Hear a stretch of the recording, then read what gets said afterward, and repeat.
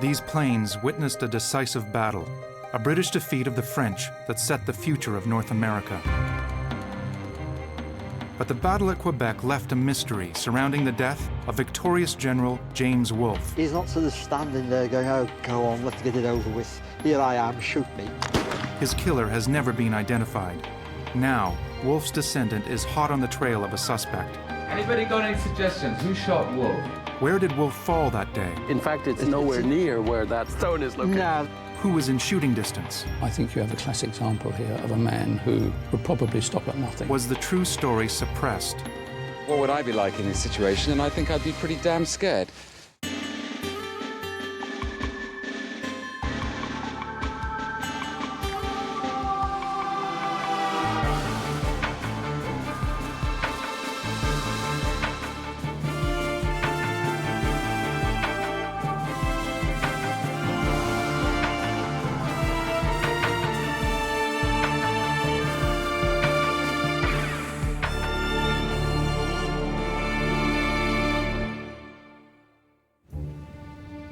In one of the greatest military feats of all time, on September 13, 1759, the British General James Wolfe defeated the French army on the Plains of Abraham at Quebec City.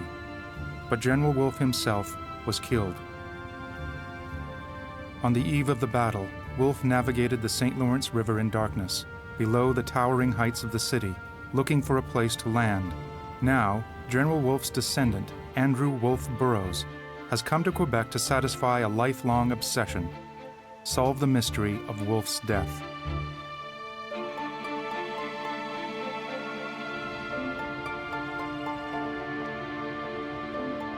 Andrew started his quest at the statue of his famous ancestor, which looms over his hometown of Greenwich. He meets with biographer Stephen Brumwell. If you look at this sculpture, and you could give it the title, The Conundrum. I think when I was a child, I didn't appreciate the significance of this statue and its position. To me, it was a park. And I preferred the one in Westerham, in his hometown, where he's brandishing his sword. Yeah. But I've come to realize that it's the shrewd wolf standing quietly with his telescope, and his brain is whirring, and he's coming up with a plan. That's the wolf that won at Quebec, not the impetuous one with the sword.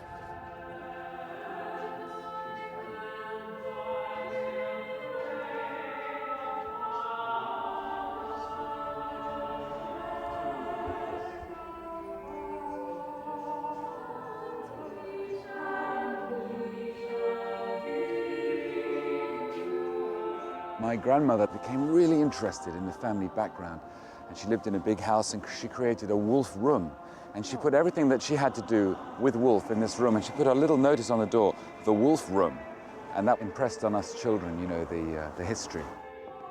Andrew is a professional journalist living and working in London. He wants to go beyond the family stories to find out how Wolfe really died. Paintings in the Wolfe family church may hold clues. What do you think of this one as a piece of evidence for us? Well, this is Benjamin West's famous Death of General Wolfe, but as a representation of a known historical event, it's generally considered to be notoriously inaccurate, with people who were nowhere near Wolfe at the time being represented and others who should have been in the picture being absent. So it's seen in many ways as being a painting which conveys a sense of Wolfe as being this martyr for the British cause. Well, it may be stained glass, but here's a more accurate picture of James, the gangly figure, the sloped shoulders, the slightly odd face. One hand on his sword, the man of action, one hand pointing, the man with the strategy. Yeah, it's a striking image there, Wolfe with his red coat, as you say, his pointy nose, his pale features, but it's showing him in a very positive role, almost a leadership role, which forms quite an interesting contrast, actually, to the way he's shown in the famous paintings, where he's basically just lying there limp, like Christ taken down from the cross. Martyred at 32, a poster boy for the Empire. But Andrew believes the real story of his death remains untold. Well, I brought something to show you, Stephen. This is a family book about Wolfe. My great-grandmother spent about 20 years of her life compiling this pictorial life of Wolfe. And so it tells the exploits of the great general. There's her signature in the preface. Interesting. Now, look at this here. This is a cutting from the London Chronicle originally, 1788, and here we have this interesting speculation about Wolfe's death. His death wound was not received by the common chance of war, but given by a deserter from his own regiment. It's the first real clue to the identity of Wolfe's killer. Andrew is hoping that Bromwell can shed some light on it. Yeah, it's certainly a very interesting story. The problem, of course, comes in actually pinning down who this person was and trying to establish whether this, in fact, is just gossip, the kind of story that circulates about any famous person, or whether it can actually be nailed down to some more concrete evidence. The cutting in Andrew's great-grandmother's scrapbook suggests that Wolfe may have been killed by a deserter from his own army. Bromwell drops Andrew off to track down the original source for the story.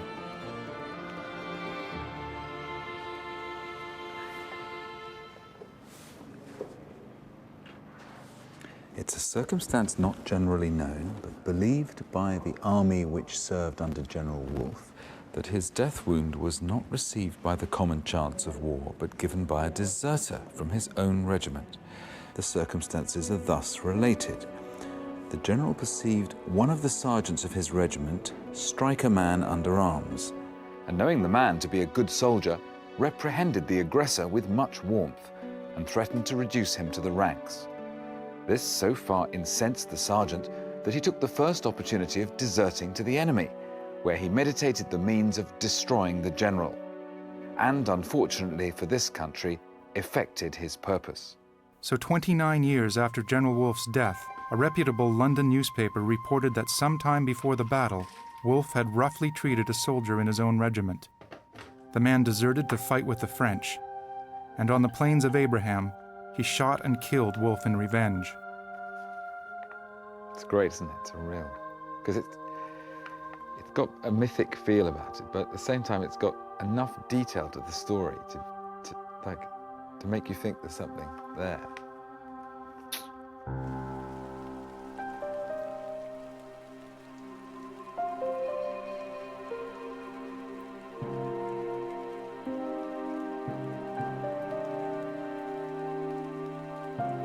The trail leads to New York State, to Crown Point, a fort on Lake Champlain, named in the article as where Wolfe's killer was executed.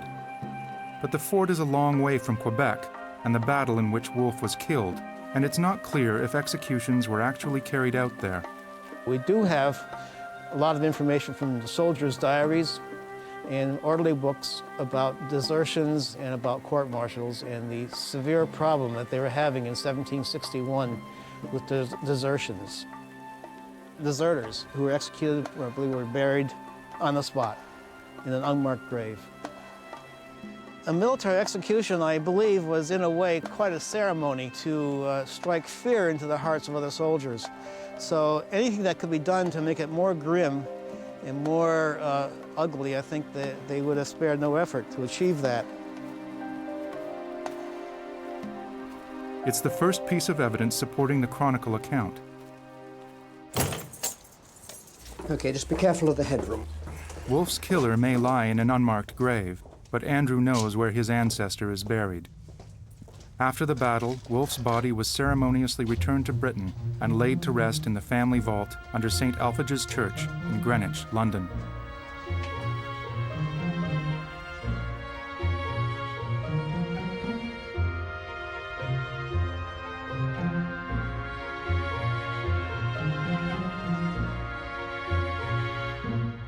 Hello there. Hi, Andrew. Well, it's certainly, for me, a very atmospheric place to be, because although I visited this church before, I've never actually been down here, actually in the proximity to Wolfe. What do you think of the story that this individual might have been motivated in taking a pot shot at Wolfe by a particular incident in which he was reprimanded by the general? This notion of Wolfe reprimanding or dealing harshly with a man who was seen to be dealing unfairly with one of his soldiers does actually fit Wolfe's profile very well. So the story is plausible, but if true, why isn't it better known? A journalist, Andrew believes it could have been suppressed for political reasons. What if we look at this as a conspiracy theory and we think about the spin doctors who wanted to make the most of Wolfe's image, this glorious hero, might they have been a bit unhappy to hear that he was actually shot by a deserter? Might they wanted to perhaps keep that quiet? Well, certainly to have a great hero shot by a deserter from his own army rather than to have been shot down at the glorious moment of victory by the bona fide enemy would be quite a sort of a downturn in events. Maybe something that people would want to play down. Takes a bit of the shine off this story, well, doesn't certainly it? a bit of the gloss. Yeah. Well, it's certainly true that it would have looked rather worse to have had Wolfe, the great British hero, being slain by a deserter from his own army.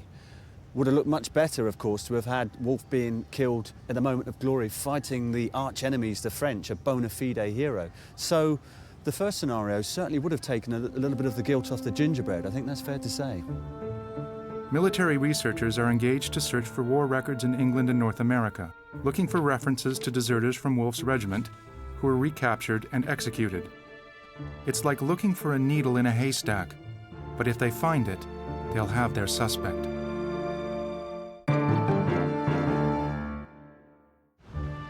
As the search for the deserter continues, General Wolfe's descendant wants a forensic analysis of the cause of death. Hoping to find further clues to the killer's identity, he goes to the Royal Society of Medicine to find his expert witness, Dr. David Rouse, a forensic pathologist who has conducted military autopsies. General Wolfe was shot 4 times. First to the wrist, minor injury. There's only arteries here, some bone. It may have taken out his wrist, may have prevented him from using it. But bandaged, pressure applied, it'd carry on fighting. Yeah. Second wound was across the abdomen, glancing blow, flesh, wouldn't do much damage. Again, it's not going to stop him. And then the third was a set of 2 shots to the chest. If you think about the chest, you've got the heart, sits about there. Yes. Lungs either side. The killing zone for a musket of that era would be this area here. Goes to the heart. Through the heart, yeah. Unlike modern projectiles where you have high velocity and a bullet that tends to fragment, in those days the projectiles, low velocity, often would get stopped by the clothing, really wouldn't penetrate much beyond the skin. If they hit bone, certainly they'd be stopped.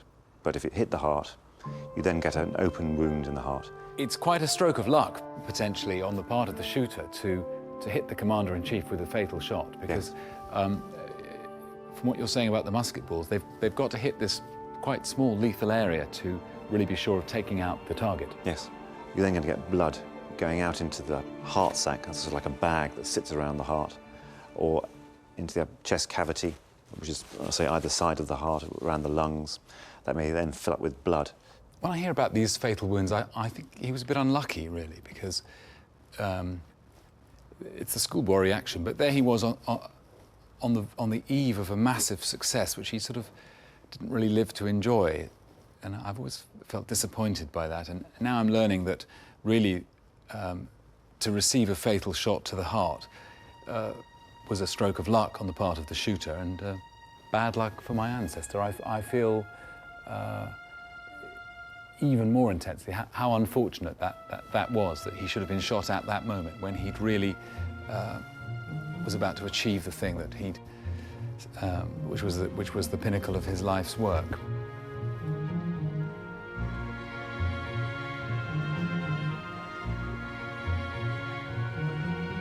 If it was so hard to kill a man outright with an 18th century musket, Wolfe's killer was either a great marksman or just plain lucky.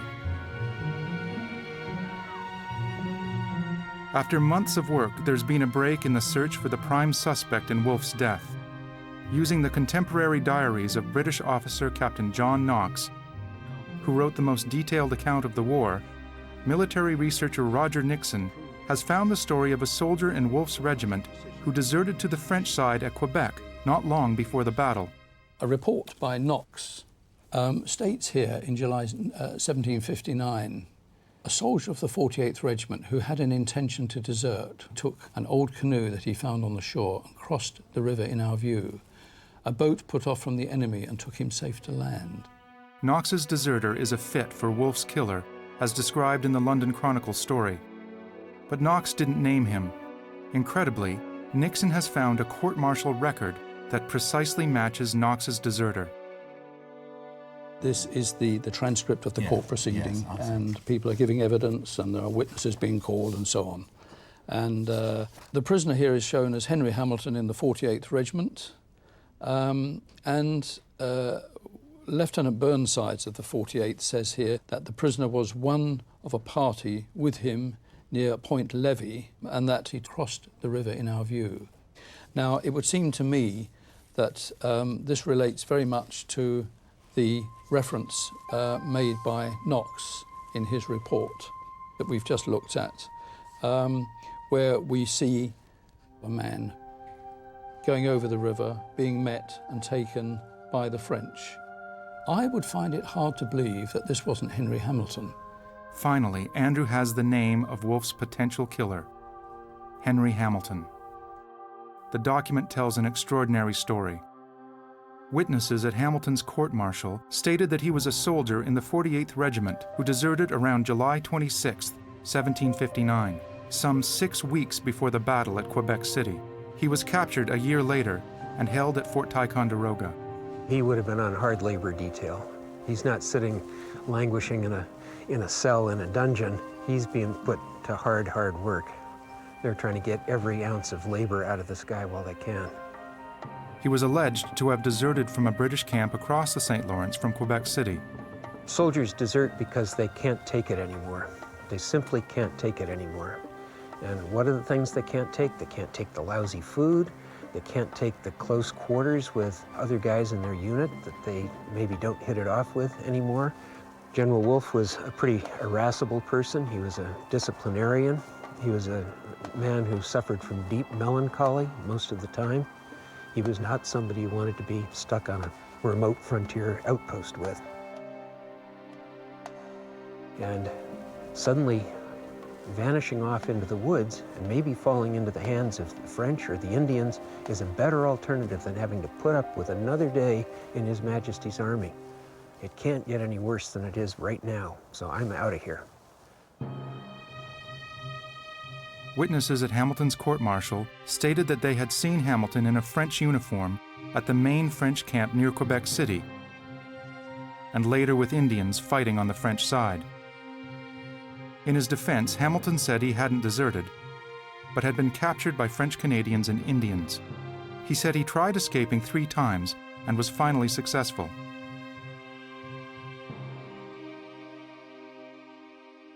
So he's constructed this elaborate defense, but the court doesn't believe it, and no, not he is at all. condemned. In fact, the end of this tribunal is very, very swift and very brief. It says, the court, having heard and examined the evidence for and against the prisoner, together with what he has said, to say in his own defence, is of opinion that he is guilty of the crime.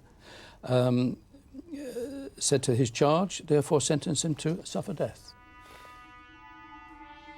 The court-martial records make it clear that deserter Henry Hamilton was on the French side in September 1759 when Wolfe took Quebec City, and he was executed at Crown Point in 1761. He's a good match for the deserter referred to in the Chronicle as General Wolfe's killer. But the only way Andrew could find out more would be to travel to Quebec himself in the footsteps of his famous ancestor.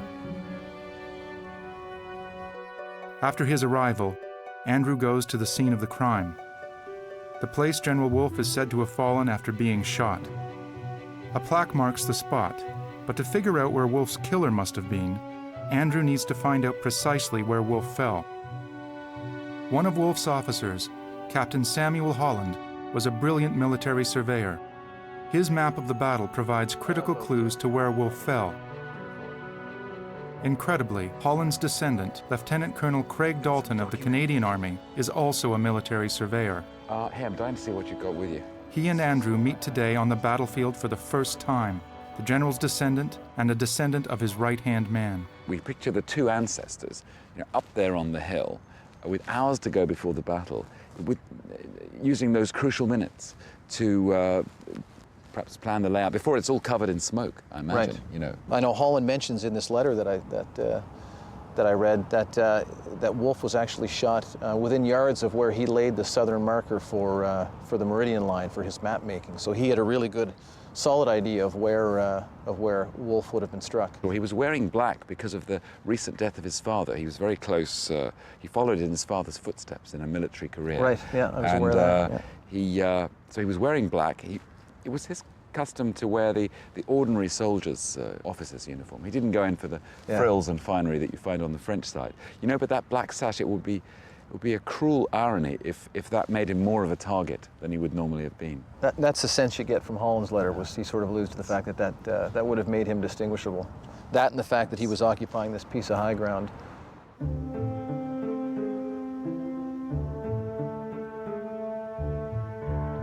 To find out more, Andrew meets historian Stuart Reid, an expert on the Plains of Abraham. Reid takes him to a huge diorama of Quebec City. Well, here we've got an overview of the whole situation. Yes, it's a splendid little map.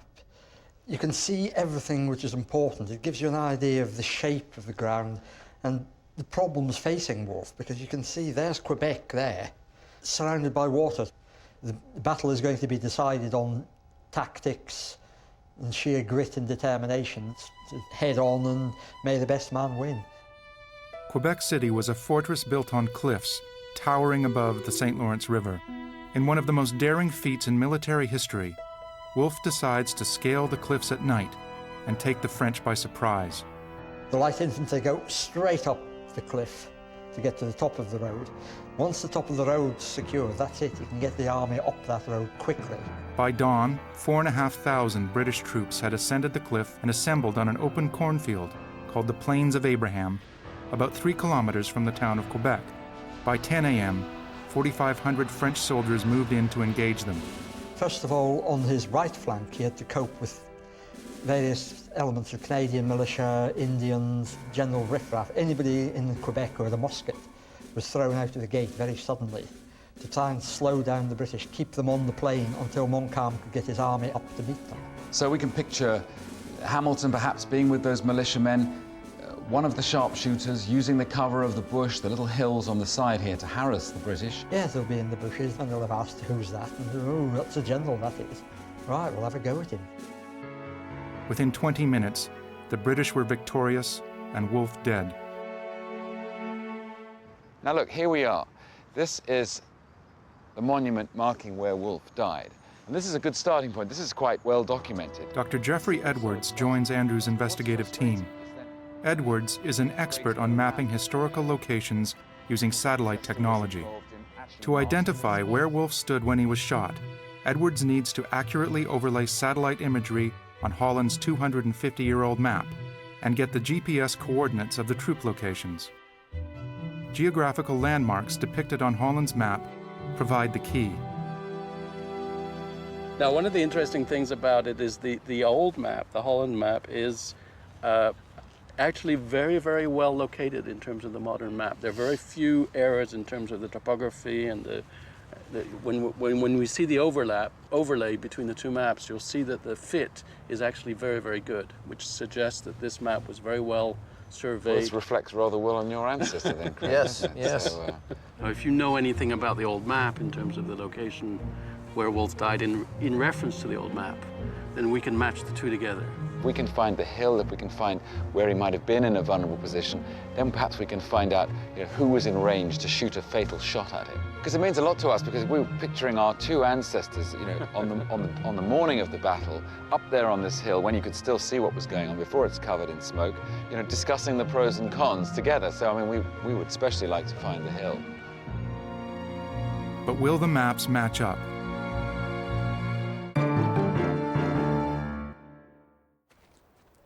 Andrew Wolfe Burroughs wants to know who shot his ancestor, James Wolfe. To find out, he needs to know how close the killer had to be. Full cock, and now she's ready to go. Right. Now, give me some tips.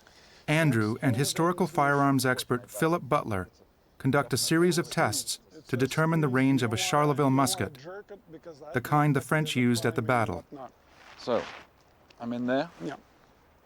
First, Andrew tries his luck from a range of 30 meters.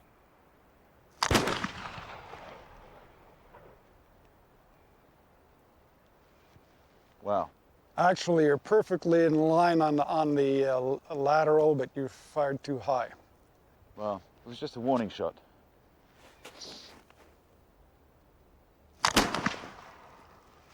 Well, Wolfe is dead. I almost hit a bullseye.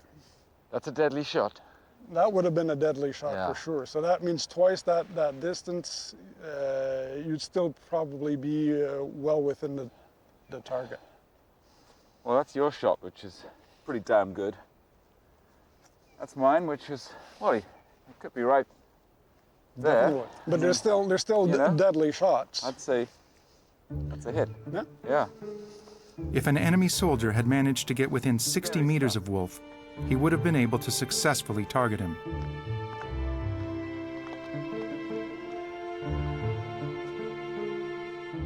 So it's a triangulation, yes, but off several different satellites. Geoffrey Edwards and his team have completed their analysis of Samuel Holland's old survey. We distorted the Holland map to fit within the framework of the modern image so that the two are now matched.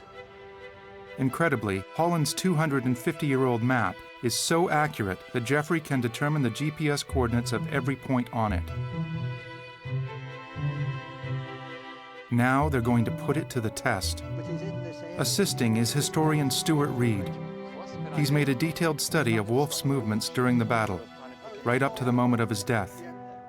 So this isn't the melancholic Wolfe with some kind of death wish. This is just Wolfe. Good Lord, this is just Wolfe doing his job. He's on top of the situation. This is him working.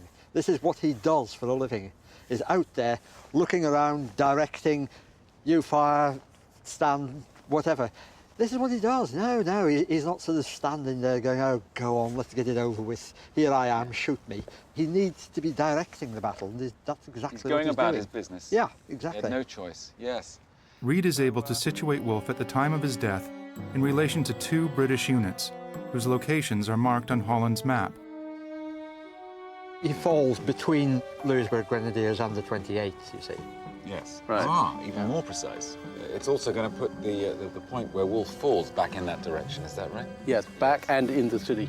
Edwards has identified the GPS coordinates for the Louisbourg Grenadiers and the 28th Regiment, between which Wolfe was standing at the time of his death. Using a handheld GPS device, it should now be possible to locate the spot where Wolfe actually fell. So we're talking about the other side of the car park. Yeah, the other side, near the museum, right near the edge of the museum. Incredibly, the place where Wolfe fell is several hundred meters from the park monument. History is being rewritten.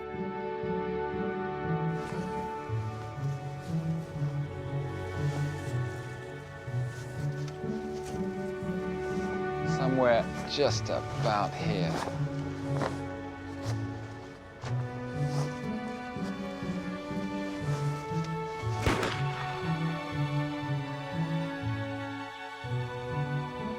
Andrew Wolfe Burroughs has stood in the very spot where General Wolfe fell. But somehow he wants to get even closer to his ancestor.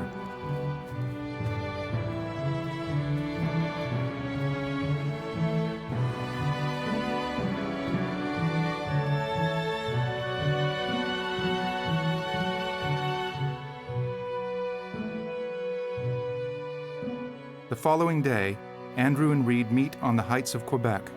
Having figured out where Wolfe was when he was shot, they want to place British deserter Henry Hamilton in the picture. But first they need to track his movements leading to the battle. The exact circumstances under which he deserted are obscure. They always are when you get court-martialed. They can't go into the woods because the Indians will get them first. So the only way really is to come across the water. We've got accounts of his escape in a canoe across from the battery at Point Levy there. Paddling like mad across the water, the French saw him, came out and got him, and both sides sort of snarled at each other, and over he came. And that might not have been the end of the story. Might not have been the end of the story. He was certainly seen later in the white coat of the French army. A witness at Hamilton's court-martial said he spotted the deserter in an enemy uniform at the French Beauport camp at Quebec. Hamilton was also later seen at the mission of St. Francis in the territory of the Abenaki people, a tribe allied to the French, where the court records that Hamilton spent time hunting with the Abenaki, a people who still inhabit the mission. If Hamilton had spent time with the Abenaki prior to the battle, Reid wants to know how it could have shaped him. It's a very different mode of warfare, this, because you're hunting men rather than deer.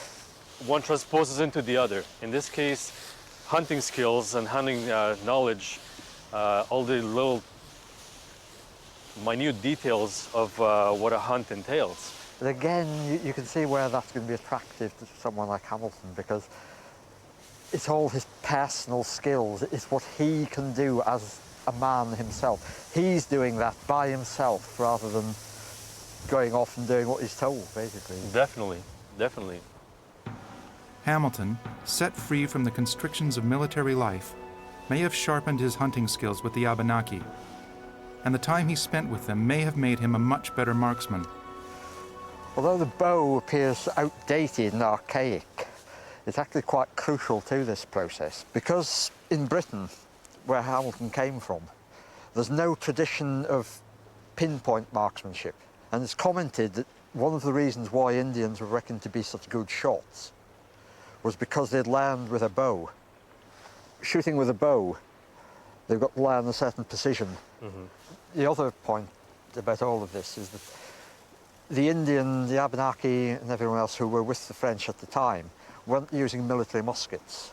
They're actually using hunting weapons such as this one here, which are designed, they're lighter, better balanced, actually designed for marksmanship rather than just throwing a lead ball in the general direction of the enemy. Yeah, now this handles very differently from the common firelock as I described it.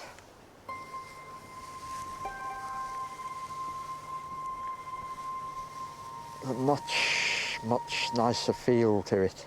It can very easily become an extension of yourself. You just think yourself into it. Now with this, you can certainly take careful aim. Breathe gently. Squeeze the trigger. Just let it go and yeah. It's a lovely one, this. I can definitely see the attraction of a musket like this to Hamilton. The Abenaki may have given Hamilton the ultimate sniper weapon, superior to a French musket, perfect for an assassin. Henry Hamilton could be the deserter described in the London Chronicle as Wolfe's killer. Armed with the Chronicle and Holland's survey, Andrew is hoping to locate the position of deserters like Hamilton on the day of the battle. Who was provided with a rifle piece and, unfortunately for this country, effected his purpose. What's this yellow flag all about then? This is the irregulars? That's for the irregulars, yes. And well, I'll take that flag. I'm going to put myself flag to represent the French in the regulars. position of the potential assassin. Something like that, yeah. Right, let's get going then. Andrew is hoping to locate the position of deserters at the start of the battle. The French placed deserters on the front line, along with other irregulars, Canadians, and Indians. So the first step is locating where the French lined up. But if I'm the French commander, I'm liking this view. I can see just where the British are from here.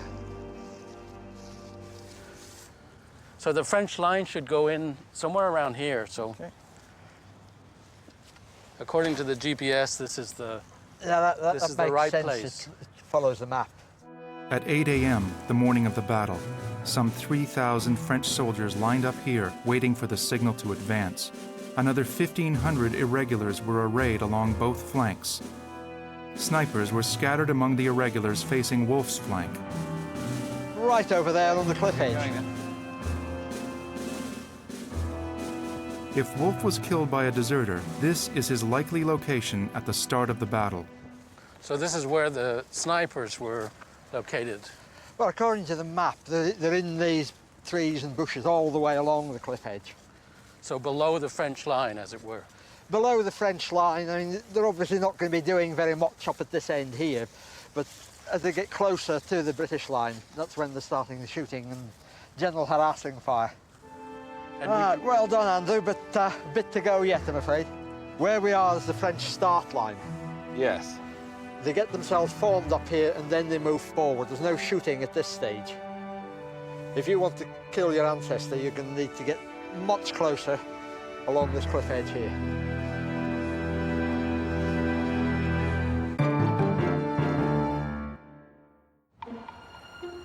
The night before the battle, General Wolfe managed to do the impossible. Move 4,500 men and artillery to the height of Quebec from the river below in total secrecy. They climbed the Foulon Pass. How does it feel, personally, yourself, being here? Well, there's something awe-inspiring about this because Wolfe was a young man. He had his life in front of him. Coming to Quebec was his big career break. Yeah. And now here he is with a brilliant idea for succeeding. And he's going to get to the top and he's going to get killed. And I've often found something rather fearsome about that he was cut off in his prime, in his moment of success. And you can't help thinking, well, what a pity, if only he'd lived to enjoy his success and go on to the next challenge. So it's very mixed feelings. I think that was what actually gave the Wolfe legend its power. It was his death always that was inspiring. And you can't help making a comparison with yourself and thinking, well, what would I be like in this situation? And I think I'd be pretty damn scared. Later that night, Andrew plays a set in a local club.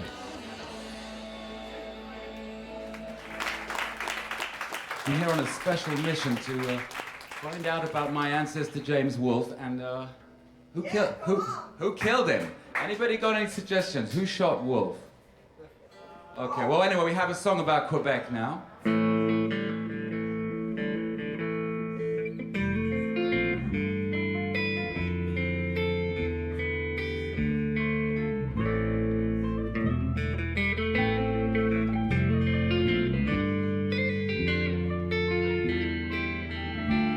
Artillery Park and the barrage of questions you fired. As we walked on the ramparts and I took my stand, I put up my best defense. The thunder of war and the scent of the drum, all around the battlefield blowing. All around the battlefield blowing. The battle commenced at 10 a.m. on the morning of September 13th, 1759. 20 minutes later, it was won, and Wolfe was dead. The team follows the half-kilometer path that Hamilton would have taken to his rendezvous with Wolfe. So whereabouts would a deserter like Hamilton have been placed in this scenario? It is most likely amongst the irregulars, the militia, Indians, deserters, general sort of piratical riffraff, really. Toutes les histoires se cachent dans les noms de ces rues. Toutes les affaires se découvrent dans des coins si bien connus. Now, you're a bit far to go yet. I think we need to go round the edge. I'm glad that I can't be seen, though. Well, that's the whole point. You're down below the crest. You're able to work yourself forward, keeping below the skyline. Yep. And every now and again, you can look up through the bushes, orientate yourself without exposing yourself. Le parfum des poudres à travers les champs de bataille. À travers les champs de bataille.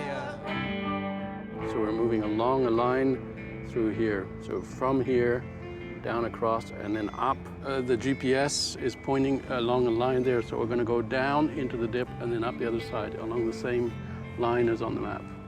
Well, the terrain on the map indicates that at the time it was very close, so it was either wooded or shrub or bush. So they're just trying to make use of that and get as close as they can, get within range to harass the British lines. When they hear there's going to be a volley, all they're doing is just curve around, bullets whistle through the air, and then they're back out again, bang, turn back in here and reload. This is how they're used to fighting. They're comfortable with this, and they're pretty well safe.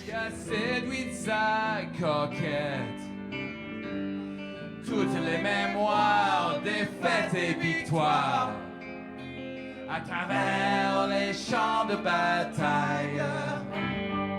So Wolfe's up there with potential snipers down below. He's taking wounds, and he knows he's got no choice but to stay in that vulnerable position if he's going to keep control of his men. And now we're 30 meters. This is a good distance to, I imagine, with a musket to be able to hit him. Yeah, I mean, this sort of distance is very up close and personal. You can actually see and recognise faces. It's not a red blob in the distance. Once he's within this 50 to 30 metre distance, he can actually see and recognise the man he's shooting at. And in the case of someone with a grudge, he's eyeballing the person, If he has you know. got a grudge against Wolfe in person. The very man that insulted him? It is him. I mean, theoretically, if he wanted to, he can actually shout at him and say, "This is for you." And there's precious little Wolfe can do about it. Les champs de bataille. The team has reached the top of Wolfe's Hill. Andrew knows from his firing range test that at 30 meters, Wolfe's killer would have had a good chance of hitting his target. Well, I'll put it at the point where we think Wolfe was felled, and you see where we end up. It should take us to roughly to the edge of the parking lot. Yes, it's 30 meters. 30 meters, yeah. 30 meters. So this is this would be the sort of near distance for a musket shot. So there we go, Andrew, 30 meters away. I can see you very clearly. I'm going to get this marksman here to take a pot shot at you. Go on then, Mr. Wolfe. Here's where you die like the dog that you are, eh? I'll have you hung in chains, you scurvy traitor. Oh yeah, you and whose army? White coat, that's about right for you, you coward. Yeah, but I'm a live coward, not like you. You're going to be a dead one. Well, good Mr. Holland here says your troops are already on the run, so your time has come. They might be, but I can get out in the bushes. You can't. You're out in the open there. You're dead. Well, I'll die in glorious victory then. You're welcome to it. I'll go for a disreputable old age myself. Wolfe dies, but his army is victorious. Less than a year later, Henry Hamilton is back in English hands, awaiting court-martial at Crown Point for desertion. This is very likely where Hamilton was interrogated or interviewed by the officers numerous times before and after the court-martial. It's the quarters for the commanding officer of the fort. They discussed cases such as Hamilton's case here, debating what to do. It's entirely possible that the execution in 1761 happened here on this parade ground of the British fort. The execution would have been a major spectacle, and I'm sure the entire army was required to watch. The research delivers one more breakthrough. A letter from the commander of British North America, directing Crown Point as to how the execution of Hamilton is to be carried out. A placard is to be placed around his neck, saying that he deserted His Majesty's service and went to the French.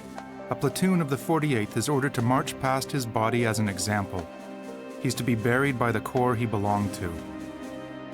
It's possible that Hamilton is buried here somewhere in the ground where he was executed.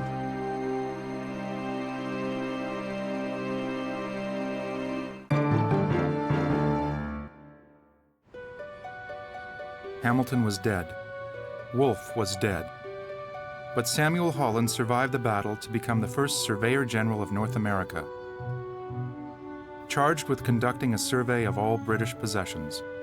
Well, your ancestors' map came good, didn't it? I mean, turned out to be a very accurate document. Yes, yeah, it was a good investigation. It's a shame he didn't, in one sense, make it easier and show the spot, but on the other hand, it was good to have to walk around and do a bit of investigation to try and figure it out. Well, your man lived to enjoy an illustrious career, whereas mine, I'm afraid, died at the very moment of success. It's the devil's bargain, isn't it? Which would you choose? You know, achieve your life's aim, you know, and then die doing it. Right. 250 years later, the perspective may be a little different. Yeah.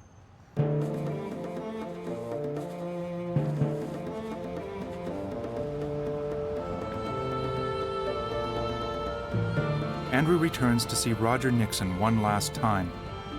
He's hoping that Nixon has tracked down a descendant of Hamilton. He's still looking for the smoking gun. I think really all I can say is we'll probably never ever know where he came from, which is rather sad considering that we know so much else about him. So he's a chancer, an adventurer? I think he was effectively a soldier of fortune, done his time and has gone out and to find his own fortune. It's not going to be that easy to find. No, not at all. My guess is he's probably a rough New Englander that knew the trails and probably went with the seasons north and south up the rivers to suit his existence. And really and truly, I can say no more.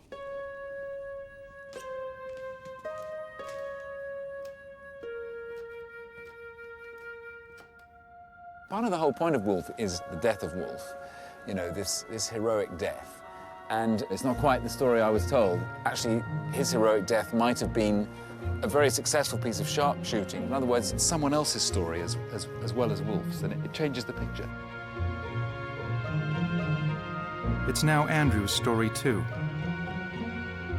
He was raised to believe that his illustrious ancestor died the ultimate romantic death, recklessly walking into a hail of enemy fire. He's learned the truth may have been very different, that this hero was also hated. Hated enough, perhaps, for a man he had commanded to kill him.